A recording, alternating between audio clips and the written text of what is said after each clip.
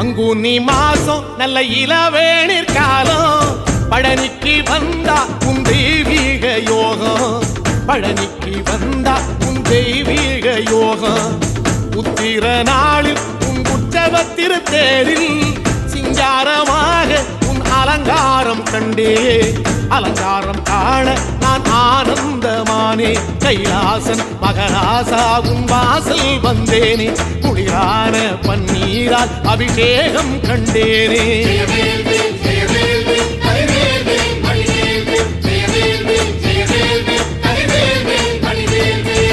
தென்பழனி தேடி உன் தென்பழனி தேடி